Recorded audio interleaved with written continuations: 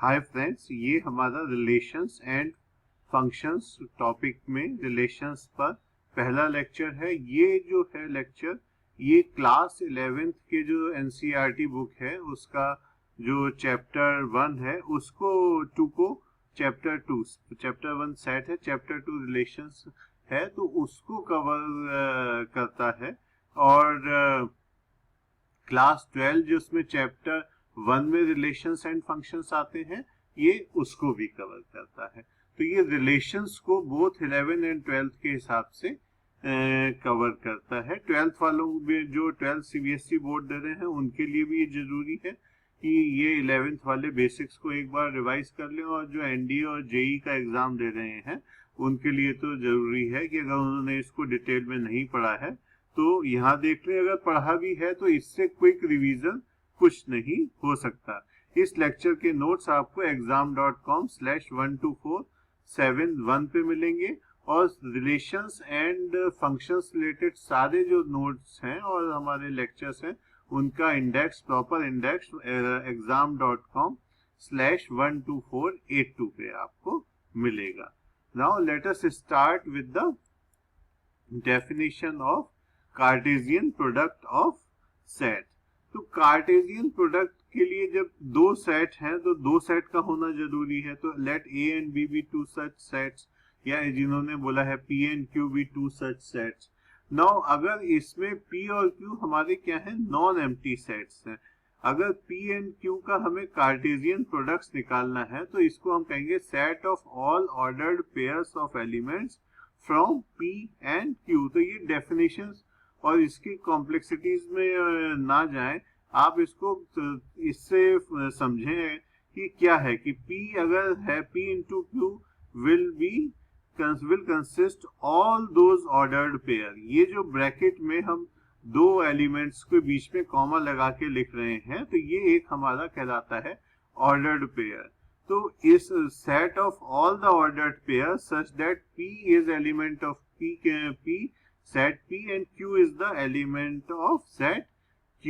Now अब हमारा इसमें क्या होता है कि अगर मान लीजिए कि P हमारा या Q हमारा empty है, तो अगर कोई भी इसमें से empty set है तो P and Q will also be empty set. Now क्या कहते हैं, empty set means set with no element. तो ये नहीं है कि हमने ब्रैकेट बनाया और उसके अंदर एक ऑर्डर्ड पेयर लिखा और उसको हमने ब्लैंक किया। नो, जस्ट ये जो है फाइन एस्पेक्ट्स जो है ये बहुत जरूरी है कि कई बार इसमें एनडीए में या सीबीएसई बोर्ड में भी एक छोटे से क्वेश्चन आ जाते हैं उसी कॉम्प्लेक्स के ऊपर डेवलप करके। तो मतलब अगर हम ऑर्डर्ड पेयर, हम दो सेट्स का प्रोडक्ट निकाल रहे हैं, तो वो सेट हमारे एम्प्टी हो सकते हैं, नल हो सकते हैं। अगर वो नल है तो हमारा उन सेट्स का प्रोडक्ट भी क्या होगा, नल होगा। नल मतलब सिंपली ब्रैकेट जिसके अंदर कुछ नहीं है, कोई एलिमेंट नहीं है, कोई सिंबल नहीं कि हम उसका एक ऑर्डर पेयर को ब्रैकेट लगाएं और उसमें कुछ किसी और तरह से करें। क्योंकि जब एग्जाम होता है और इस तरह क्वेश्चन आते हैं तो हमारे दिमाग में नई नई थ्योरीज हम वहीं बैठ के बना लेते हैं। नाउ इसके बाद इसका हम एक एग्जाम्पल देख लेते हैं कि भाई जिससे हमारा आइडिया बिल्कुल क्लियर हो जाएगा। एक पी को हमारा ए सेट मान लेते हैं, A1 A2, और बी सेट हम मान लेते हैं B1 B2 B3 and B4। तो A क्रॉस B हमारा क्या हो गया, ए मतलब इसमें हमारा क्या होगा, A1 इंटू B1, क्योंकि हम फर्स्ट एलिमेंट हमारा P से होना चाहिए तो A1 हमने ले लिया, और सेकेंड एलिमेंट B से होना चाहिए। तो अगर फर्स्ट एलिमेंट A1 है तो हमारे कितने पॉसिबल कॉम्बिनेशन हो सकते हैं, A1 B1, A1 B2, A1 B3, A1 B4। Similarly A2 B1, A2 B2, A2 B3 and A2 B4। तो ये हमारे पूरा सारे कॉम्बिनेशंस हो गए और ये A इंटू B आ गया। अगर आप इसको ध्यान से देखें कि जैसे ये A1 है और ये B1 है, B1 B2 B3, तो 1 इंटू 4 ये एलिमेंट हो गए और 1 इंटू 4 हमारे ये एलिमेंट हो गए। तो number of elements A into B में हमारे इसमें कितने हैं, 8, तो विच इज 2 इंटू 4। तो अगर A सेट में m एलिमेंट है और बी सेट में हमारे n एलिमेंट हैं, तो हमारा A क्रॉस B में नंबर ऑफ एलिमेंट्स कितने हो गए, m इंटू n। अब यहाँ पर एक अच्छा क्वेश्चन है कि भाई अगर इसमें A और B में हमारे कुछ आइटम्स कॉमन है, तो अगर इसमें मान लीजिए m एलिमेंट है और B में n एलिमेंट है, तो हमारे और उसमें से जो A और B में मान लीजिए 3 एलिमेंट्स हमारे कॉमन है, तो A इंटू B में कितने एलिमेंट होंगे। थोड़ा सोचिए इसके ऊपर, पॉज करके वीडियो और सोचिए।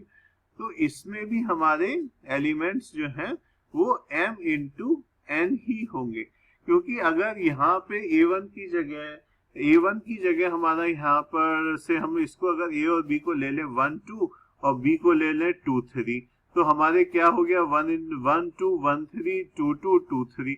तो अगर 2 2 कॉमन है तो उससे फर्क क्या पड़ रहा है हमारे ऊपर, तो 2 2 भी तो एक एलिमेंट हो ही गया ना, तो 4 एलिमेंट्स हो गए। तो इस तरह से अगर कभी डाउट हो तो एक छोटा सा एग्जांपल लेके माइंड में कैलकुलेट करिए और इसको देख लीजिए।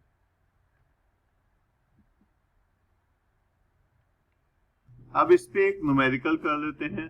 If P is equal to ABC and Q is equal to R, मतलब that is a singleton set, तो P cross Q and Q cross P की वैल्यू निकालनी है और ये पूछा है कि भाई ये are these two products equal. तो इस एग्जांपल से ये भी हो जाएगा कि क्या हमारे जो ऑर्डर्ड पेयर्स हैं वो इक्वल होते हैं या नहीं होते हैं। तो क्या कहते हैं, हमारा क्या रहेगा, A R B R C R, ये तो हमारे ऑर्डर्ड पेयर्स हो गए P इंटू Q में, और Q इंटू P में क्या रहा, R A R B and R C। तो ये हमारे दोनों के ऑर्डर्ड पेयर आ गए A R B R C R and R A R B R C। तो ये क्योंकि A R is not equal to R A, why is it not equal to R A, क्योंकि ये एक ordered pair है, इसमें word है order. तो ऑर्डर की इंपॉर्टेंस है, जैसे सेट थ्योरी में हमने पढ़ा था कि चाहे 1 2 3 लिखें किसी सेट को या 2 3 1 करें, वो दोनों सेट इक्वल हैं क्योंकि those are defined that way. लेकिन यहाँ पर जो हमारे वो है वो ऑर्डर्ड पेयर्स की इसके जो एलिमेंट्स हैं वो ऑर्डर्ड पेयर हैं, तो इसलिए A R can not be equal to R H. So P into Q is not equal to Q into P, but there may be some case जब बिल्कुल ही सेम एलिमेंट निकल आए, but more often than not हमारा P into Q जो है Q into P के बराबर नहीं आएगा। अब हम रिलेशंस की डेफिनेशंस को देख लेते हैं। तो रिलेशन जो है उसमें हमारा जो है 3 डेफिनेशंस हैं। मेरी फेवरेट डेफिनेशन थर्ड है, लेकिन चलिए फर्स्ट और सेकंड को भी देख लेते हैं कि relation between two set is collection of ordered pairs containing one object from each set. ये बहुत ही सिंपल टर्म है, ये आप इसको समझने के लिए यूज कर लीजिए और फिर इसको भूल जाइए। अगली डेफिनेशन है कि if the object x is from the first set and object y is from the second set, then the objects are said to be related if the ordered pair xy is in the relation। ये एक और simplified method है, but ये mathematical method नहीं है। So that क्योंकि मैं इसको ये डेफिनेशन इस वजह से बता रहा हूँ कि आपकी अंडरस्टैंडिंग एनहेंस होती चली जाए। लेकिन ये जो थर्ड डेफिनेशन है इसकी, ये मेरी फेवरेट है और ये रिलेशंस को बहुत ढंग से डिस्क्राइब करती है। ये हमारी क्या डेफिनेशन है कि a relation from a non empty set A to a non empty set B is a subset of the Cartesian product A cross B.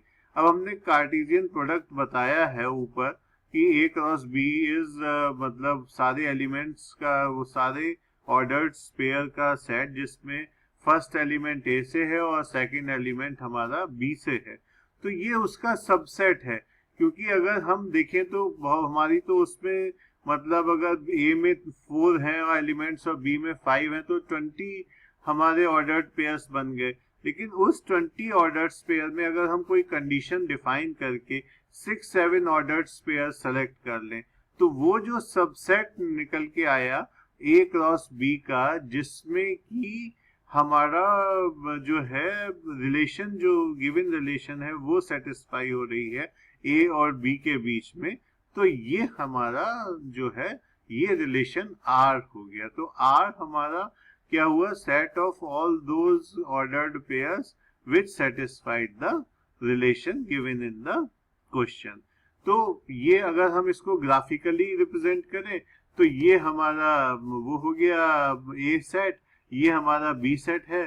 तो 1 को हमारा मान लीजिए सी पे मैप हो रहा है, 5 ए पे मैप हो रहा है, 8 बी पे मैप हो रहा है किसी रिलेशन से, तो ये हमारी डोमेन हो गई, ये कोडोमेन हो गई।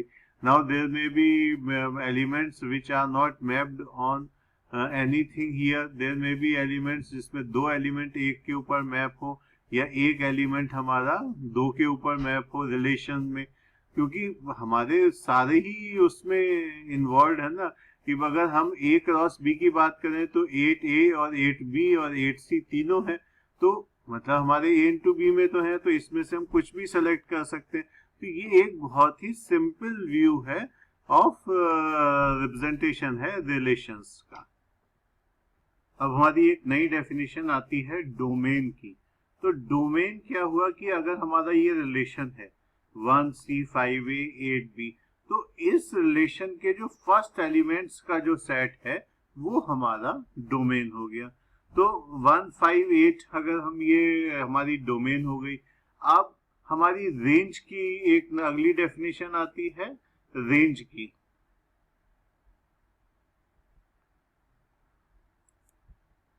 रेंज की या कोडोमेन की। तो अगर the set of all second elements in relation are from a set A to a set B is called the range of the relation। तो ये वाला जो R है तो उसमें C, A और B का जो सेट है ये हमारी इस रिलेशनशिप की रेंज हो गई। तो इस रिलेशनशिप की डोमेन हमारी फिर से 1 5 8 डोमेन हो गई। ये एक सेट है, डोमेन जो है वो सेट है जिसमें कि क्या कहते हैं सिंपल एलिमेंट्स हैं, और ये जो है रेंज है वो भी हमारा सेट ऑफ एलिमेंट्स है। तो जो हमारा डोमेन है वो सेट ए का सबसेट है, और जो रेंज है वो हमारा सेट बी का सबसेट है, क्योंकि ये पूरा आर हमारा जो है ए इंटू बी का सबसेट है ना। तो अगर हम इसमें से कुछ पॉइंट ले सकते हैं, कुछ नहीं ले सकते, हो सकते हैं रिलेशनशिप में कुछ ऑर्डर्ड पेयर। नाउ हमें इसकी जो कोडोमेन है, कोडोमेन क्या हुआ, द फुल सेट बी। तो अगर अभी इसको इस वाले एग्जांपल, क्योंकि बहुत ही सिंपलिस्टिक रिप्रेजेंटेशन था, तो इसमें ये कोडोमेन और रेंज क्लियर नहीं हो रही है, उसका एक मैं नया एग्जांपल आपको दूंगा। तो लेकिन ये कहने की बात है कि जो हमारा रेंज है वो तो हम इधर से रिलेशनशिप के जो सेकंड एलिमेंट है ऑर्डर्ड पेयर का उससे निकाल सकते हैं। जो कोडोमेन है वो हमारा फुल सेट बी है। तो इस वाले केस में तो फुल सेट बी और कोडोमेन हमारी सेम है, but normally that may not be the case. अब हमारे कुछ और हम इसमें रिमार्क्स करेंगे जो कि आपके अंडरस्टैंडिंग को और बढ़ाएंगे। तो फर्स्ट रिमार्क क्या है कि भाई एक रिलेशनशिप हमारी जो है उसको हम आइदर बाय रोस्टर मेथड, तो ये वाला जो हमने था वो तो हमारा रोस्टर मेथड से हो गया कि भाई 1C ये हमने सेट फॉर्म में कर दिया जिसके सारे एलिमेंट्स को हमने लिस्ट कर दिया। और दूसरा ये हम सेट बिल्डर फॉर्म से भी कर सकते हैं कि अगर हम उसको बोले कि bracket a b where such that कि a and b are elements of natural number set and B is equal to a minus 1। तो ये हमारा एक रिलेशनशिप डिस्क्राइब हो गई इस तरह से। और हम इसको एन एरो डायग्राम ये हम कर ही रहे हैं कि भाई एरो डायग्राम यहाँ से यहाँ जा रहा है, ये इस पे मैप है। ये हम उसमें हम जो वेन डायग्राम में हम रूटीन में सर्किल बनाते थे, इसमें हम ओवल शेप में बनाते हैं नॉर्मली जो है इसको। डोमेन, रेंज, कोडोमेन, इन सबको एक हम स्लाइटली बेटर एग्जांपल से समझ लेते हैं कि ए अगर हमारा 1 2 3 4 5 6 है तो रिलेशनशिप ए टू ए में भी हो सकती है। तो ए टू ए का मतलब क्या हुआ कि जो आर है हमारा ए क्रॉस ए का सबसेट होगा। तो मतलब A क्रॉस एक में क्या होंगे एलिमेंट्स 1 1 1 2 1 3 एंड सो ऑन 2 1 2 3, इस तरह से हमारे एलिमेंट्स होंगे। तो उसमें से हमें कौन से एलिमेंट्स रिलेशन भी हमारा क्या है, एक सेट है। तो ये भी, और इसमें जो एलिमेंट है वो क्या है हमारे ऑर्डर्ड पेयर। तो एक्स वाई हमारा जो फर्स्ट एलिमेंट जैसे हम लिखते हैं ना, एक्स नॉर्मल केस में यहाँ पे हम लिखेंगे ऑर्डर्ड पेयर। तो एक्स वाई हमारा वो ऑर्डर्ड पेयर हो गया सच दैट अब हम इसको रिलेशनशिप लिख रहे हैं। ना यहाँ पे ये लिखने की जरूरत नहीं कि भाई ये मतलब x जो है वो a का एलिमेंट है और y b का एलिमेंट है, क्योंकि ये तो r हमारी रिलेशनशिप a इंटू बी में 8 इंटू a में डिफाइंड ही है। तो हमने इसको लिख दिया x y y is equal to x plus 1। तो अब अगर हम लिखें तो 1 हमारा कहाँ मैप हो रहा है, 2 पे, क्योंकि 1 प्लस 1 इज 2, तो ये हमारा 2 पे चला गया, 2 3 पे, 3 4 पे, 4 5 पे और 5 6 पे। नौ इधर 6 छूट गया और इधर 1 छूट गया। ये हमारा ए सेट है, ये भी हमारा ए सेट है, तो इसमें बी की जगह भी हमने ए ही सेट लिया है, which is very easily possible. तो अब हमें पूछा, ये तो हमने एरो डायग्राम से इसको डेपिक्ट कर दिया। तो अब हमारी रिलेशनशिप हम इसको अगर ये तो हमने लिखी है सेट बिल्डर फॉर्म में। अब अगर हम इसको इस एरो डायग्राम की हेल्प से या वैसे ही हम इसको जो है रोस्टर या टेबलर फॉर्म में भी लिख सकते हैं। तो उस फॉर्म में अगर हम लिखेंगे तो हमारा क्या आएगा कि r is equal to 1 2, order कौन कौन से ऑर्डर्ड पेयर होंगे, 1 2 2 3 3 4 4 5 5 6।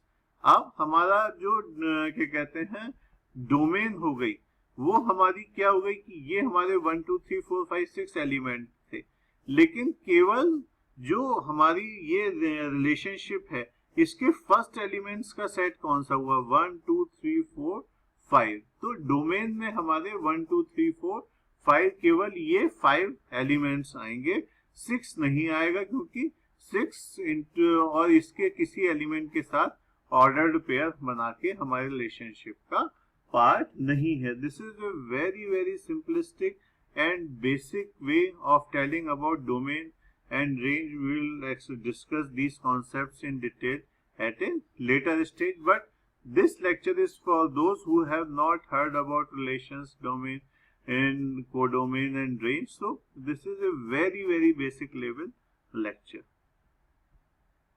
Now range हमारी इसकी क्या हो गई, हमने क्या कहा था कि जो पूरा जो सेट है वो तो हमारा कोडोमेन होता है। तो कोडोमेन तो हमारा ए हो गया, और उसमें से जिन अगर हमें रेंज निकालनी है तो हम कैसे निकालते हैं कि इस सेट्स में जो सेकंड एलिमेंट्स हैं उनको इकट्ठा करके एक सेट में लिख दे और हमारी रेंज आ जाएगी। तो रेंज हमारी हो गई 2 3 4 5 6। कोडोमेन हमारी इसमें ऑब्वियसली 1 2 3 4 5 6 है, ये पूरा सेट ए है इस केस में। अब हम डिस्कस करते हैं types of relation. Just like in life when relations are of many type, like good relation, bad relation, close relation, far off relations, उसी तरह से मैथ्स में भी कई टाइप के रिलेशंस होते हैं। तो जो हमारा फर्स्ट टाइप ऑफ रिलेशन है वो क्या है, एम्प्टी रिलेशन। ये लाइफ में भी पाए जाते हैं कई जगह। तो रिलेशन तो है लेकिन उसमें कोई डेप्थ नहीं है, कोई उसमें वो नहीं है, मीनिंगलेस रिलेशन है। यहाँ पे एम्प्टी रिलेशन का क्या मतलब है, a relation R in a set A is called empty relation if no element of A is related to any element of, that is R is equal to 5, क्योंकि ये empty है। 5 is always a subset of any other set, so 5 is proper subset of A into A, क्योंकि इसमें कुछ तो elements है ना, because A is not an empty set. तो R is equal to 5 is such that कि 5 is proper subset of A into A, ये हमारा रिलेशन एम्प्टी रिलेशन हो गया। नाउ नेक्स्ट रिलेशन है हमारा universal relation. A relation R in a set A is called universal relation. Now here also we are saying कि R in a set A, so it is A into A का subset है R जो है हमारा here. So if each element of A is related to every element of A, that is R is equal to A into A. तो मतलब ए into ए जो सारा हमारा सेट हो गया, वो पूरा का पूरा अगर हम उसको रिलेशन बना दें तो वो हमारा आर आ जाता है। तो पहले तो था कि फाइव बिल्कुल कोई भी इसमें नहीं आ रहा है, और अगर पूरा ए इंटू ए को ले लें तो वो हमारा यूनिवर्सल रिलेशन हो गया। अब इसका एक एग्जाम्पल देख लेते हैं जो है, इसमें क्या है कि let A be the set of a boys school, ठीक है, students in a boys school. Now R is a relation given by a comma b, a is sister of b। Now here a to a into a ही होता है ना, तो मतलब boys school के दो boys a into a के बीच में क्या ऐसा रिलेशन हो सकता है कि अगर केवल बॉयज हैं तो बॉयज तो किसी की सिस्टर नहीं हो सकते ना, तो ये वाला जो रिलेशन है हमारा एम्प्टी रिलेशन कहलाएगा। और आर डैश जो हो गया कि डिफरेंस बिटवीन, एक और हम मान लें अगर एग्जांपल लें कि difference between height of A and B is less than 3 metre. Now 3 metres तो किसी की लड़के की वैसे ही हाइट नहीं होती, 1.5 1.6, जिसकी हाइट होती है 1.65 से अगर 1.7 हो गई तो वो बहुत खुश होता है कि I am very tall and all that. So अगर उनका जो ऊपर से हाइट का डिफरेंस और वो भी लेस देन 3 मीटर, तो सभी लोग जो है कोई भी ए और बी दो बॉयज ले लेंगे तो उनकी हाइट का डिफरेंस 3 मीटर्स होगा। तो ये हमारा पूरा ए इंटू ए सेट को कवर करेगा। तो ये हमारा एक यूनिवर्सल रिलेशन हो गया। अभी हम जो बेसिक डेफिनेशंस है उनको बहुत सिंपल एग्जाम से करा रहे हैं। हमारा जो पढ़ाई का कराने का मेथड ये है कि वो जो मैथ्स में हम थ्योरी तो बहुत सिंपली पढ़ाते हैं, फिर जब हमारे जिससे कि कॉन्सेप्ट समझने में आपको कोई दिक्कत ना हो, उसके बाद जब प्रॉब्लम्स हैं then we develop the problems from easy to really really complex problems.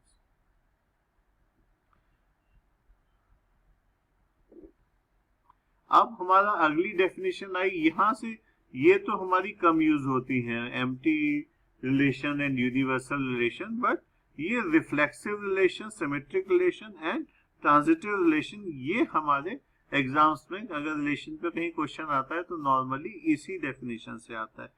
Reflexive relation का क्या मतलब हुआ, फिर वही वाली बात आ रही है कि ये सारे रिलेशन जो है स्पेशल रिलेशन ये एक ही सेट में है, कि मतलब ए इंटू ए के सबसेट्स में हम डिसाइड कर रहे हैं कि भाई कौन सा रिलेशन एग्जिस्ट करता है।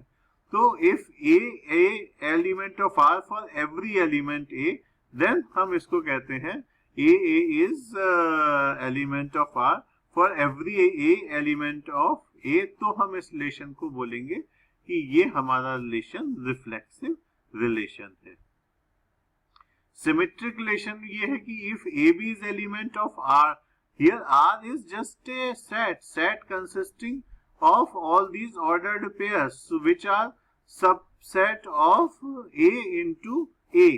तो इसको ध्यान में रखना है, इसको समझ के चलना है कि हमारा R एक रिलेशन है, but relation is also written in a set form. Now b a हमारा, अगर ए भी हमारा किसी रिलेशन का पार्ट है और बी ए भी हमारा उस रिलेशन का पार्ट है, तो हम कहते हैं कि a for all a b element of A, तो हम कहते हैं कि ये जो रिलेशन है हमारा आर, ये हमारा रिलेशन सिमेट्रिक है। तो इफ A1 A2 एलिमेंट, अगर ये इसी बात को ए बी से कहा फिर ये A1 A2 से कह दिया, तो ये बात हमारी सेम ही है। नाउ ट्रांजिटिव रिलेशंस क्या है, ट्रांजिटिव रिलेशंस में ये है कि भाई अगर हम 3 एलिमेंट लें, तो अब क्या हम A1 A2 किस से ले लेते हैं, पिछली बार A B और B C A B से लिए थे, तो A1 A2 element of R है और A2 A3 भी एलिमेंट ऑफ R है। तो इसका अगर रिलेशन हमारा ट्रांजिटिव है तो ट्रांजिशन हो रहा है, तो मतलब उसमें क्या हुआ कि A1 A3, क्योंकि ऑर्डर्ड पेयर है तो हमारा A3 A1 का कोई मीनिंग नहीं है, तो A1 A2 है और A2 A3 है, तो A1 से A3 के बीच में अगर जो रिलेशन है वो भी हमारा अगर R का पार्ट है for all elements A1 A2 A3 of A, then in that case we say that the given relation is transitive। इसके हम एग्जाम्पल करेंगे। इस एग्जाम्पल में दिया हुआ है let L be the set of all lines in a plane and R be the relation in L defined as R is such that R is a set consisting of L1 and L2 such that L1 is perpendicular to L2. Show that R is symmetric but neither reflexive nor transitive. तो पहले transitive ले लेते हैं. अगर transitive है तो दो lines, इसमें अगर कोई भी हम लाइन लेंगे तो वो अपने परपेंडिकुलर होनी चाहिए. तो कोई भी लाइन अपने परपेंडिकुलर तो हमारी होती नहीं है. तो L1 जो है, since L1 is not perpendicular to L1, तो L1 तो हमारा R का पार्ट नहीं है. तो R जो है हमारा रिफ्लेक्सिव नहीं है. अब अगर हम लें कि अगर हमने मान लिया कि दो लाइन ऐसी सेलेक्ट करनी कि जो परपेंडिकुलर हैं एक दूसरे के, L1 L2 परपेंडिकुलर हैं, तो क्या हमारा सिमेट्रिक होने के लिए क्या कंडीशन चाहिए हमें कि L2 L1 भी हमारे इस रिलेशन का पार्ट हो. यहाँ पे R जो है रियल नंबर से कोई लेना देना नहीं है, रिलेशन वाला R है.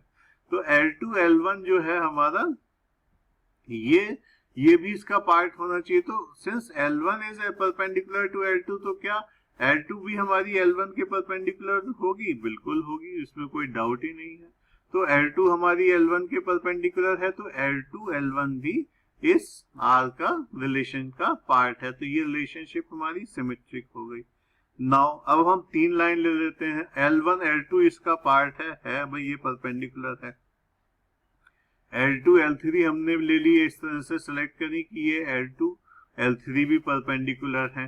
तो अगर ये ट्रांजिटिव होने के लिए क्या होगा कि L1 और L3 हमारी परपेंडिकुलर होने चाहिए एक दूसरे के. लेकिन ये तो सिंपली इस डायग्राम से ऑब्वियस है कि ये परपेंडिकुलर तो दूर दूर तक नहीं है, बल्कि ये लाइंस जो हैं एक दूसरे के पैरेलल हैं.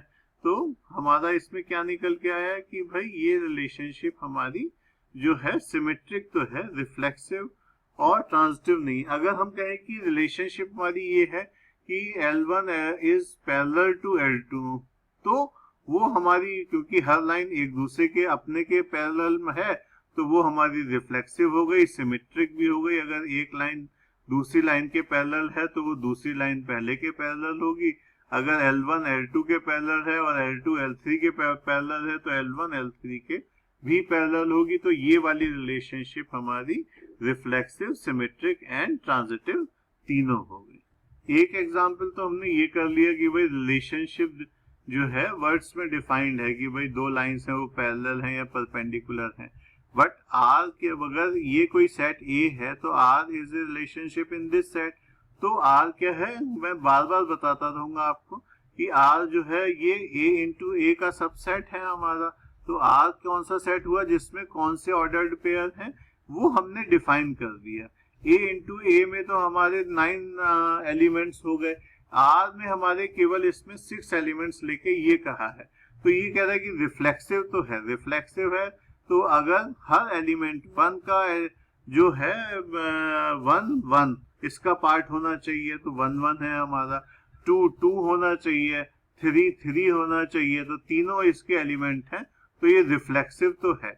नाउ अब हम इसमें देखें कि जो 1 2 इसका पार्ट है, तो अगर सिमेट्रिक है ये रिलेशनशिप तो 2 1 भी इसका पार्ट होना चाहिए. वो तो है नहीं, तो ये हमारा सिमेट्रिक भी नहीं है.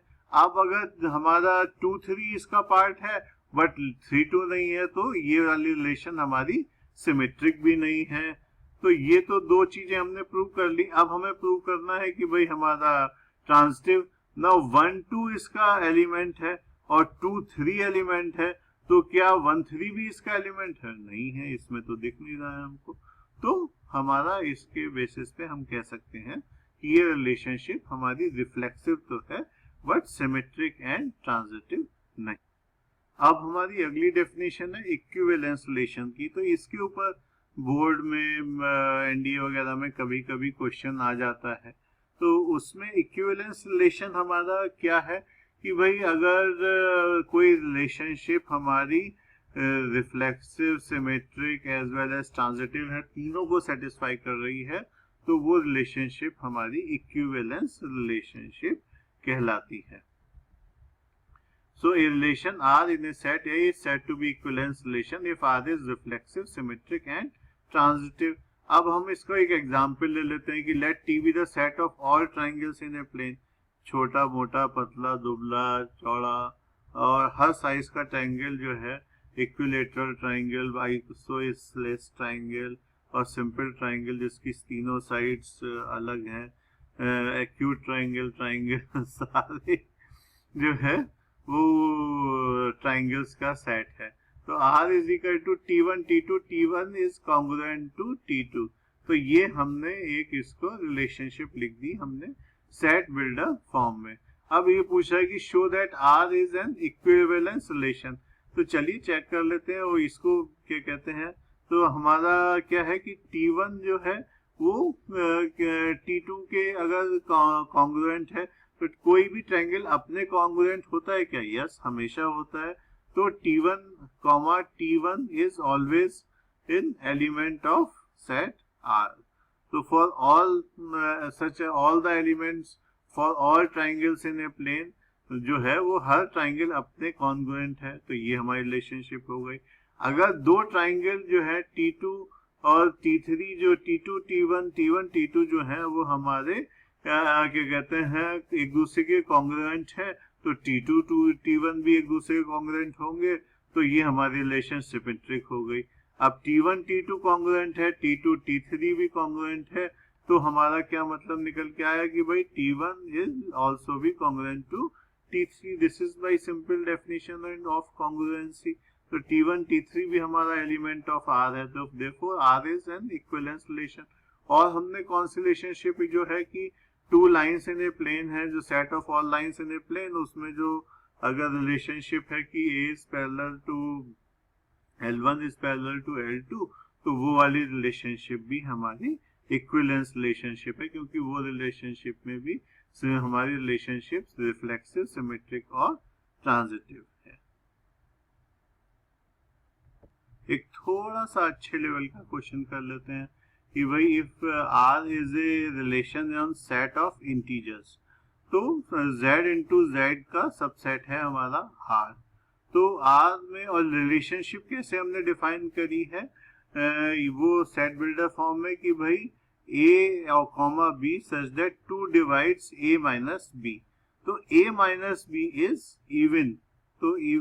तो हमारा ये रिलेशनशिप को पूछा गया है कि भाई ये वाली रिलेशनशिप हमारी जो है वो इक्विवेलेंस है कि नहीं है, देख लेते हैं।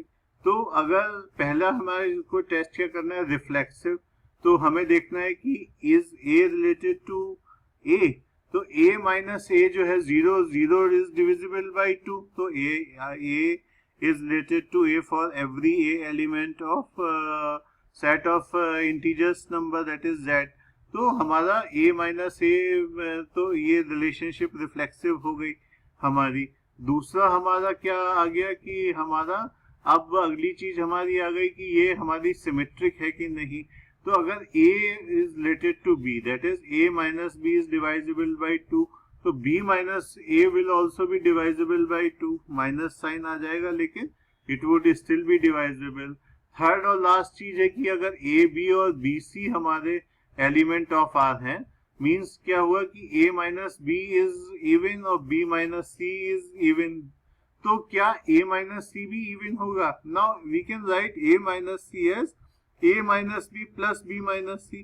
तो अगर A माइनस B इवन है और B माइनस C इवन है तो दो इवन का सम हमारा इवन ही होगा। तो इस वजह से ये हमारी जो रिलेशनशिप है ये तीनों कंडीशंस को सेटिस्फाई कर रही है, रिफ्लेक्सिव, सिमेट्रिक, ट्रांजिटिव। तो इस वजह से ये रिलेशनशिप हमारी इक्विवेलेंस रिलेशनशिप की कैटेगरी में आएगी।